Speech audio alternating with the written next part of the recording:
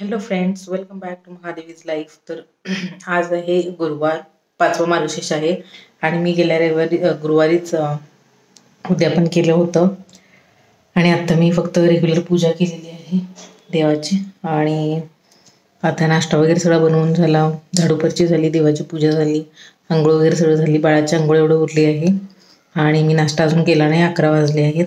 तर मी आता नाश्ता करत आहे आणि चपाती भाजी आणि ठेचा आहे.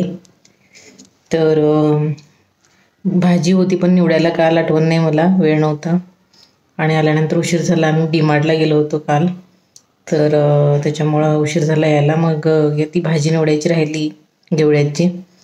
काय करू म्हणून विचार केला. मग किसलेला खोबरं होतं माझ्याकडे आणि कांदा आणि खोबरं घालून मी भाजी केली. तर मला तर आवडते. एक जण आता भुर्जी करताना अंड पण घालतात त्याच्यात, पण मी अंड नाही घालत, तेवढंच करते आणि खाते. आणि आता बाळ झोपलं आहे. आता मी नाश्ता करून घेत आहे. नाश्ता करून थोडीफार उरलेली घरातली कामं आवरून घेते आणि त्या बाळ उठल्यानंतर मग बाळाला आंघोळ घालते. त्याचा पण नाश्ता करून झाला आहे सकाळीच. काल रात्री आल्यानंतर तो झोपूनच गेला, काहीच खाल्ला नाही. मग सकाळी उठल्यावर त्याला भूक लागली तर तो आधी खाल्ला. मग त्याच्यानंतर मग आता झोपला आहे तो आत्ता. आणि भेटूया नंतर कामावरती आणि नंतर बोलते मी तुमच्याशी.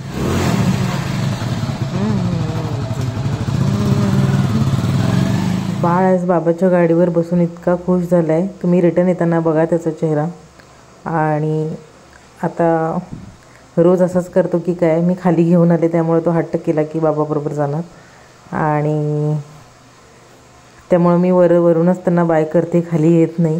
कारण का आता त्याला समजत आहे, आता 1 वर्ष झाल्यानंतर त्याला थोडं थोडं समजत आहे की आपण बाहेर फिरायला पाहिजे वगैरे. तर मी आता त्याला बाहेर फिरायला घेऊन गेले आणि मी वरती जाते 4th फ्लोअरला.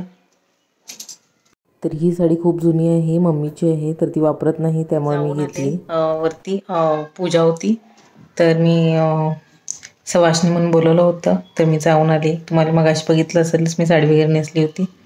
मग आता घरी आल्यावर चेंज केलं आणि आपलं रेग्युलर आहे ती चुडीदार घातलेलं आहे. आणि आता बघू, आज काही प्लॅन नाही आहे बाहेर जायचं. तरी पण बाळाचे बाबा आल्यानंतर विचार करणार बाहेर जायचं की नाही. मी ऑलरेडी कुकर लावून ठेवलेलं आहे, म्हणजे जायचं असेल तर मग उशीर झाला तर लवकर स्वयंपाक होईल म्हणून. आणि आता पुढच्या व्लॉगमध्ये भेटूया.